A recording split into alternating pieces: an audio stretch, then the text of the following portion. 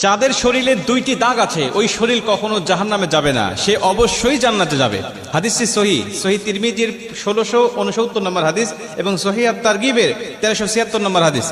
হযরত আবু উমামা রাদিয়াল্লাহু তাআলা আনহু হাদিসটা বর্ণনা করেছেন।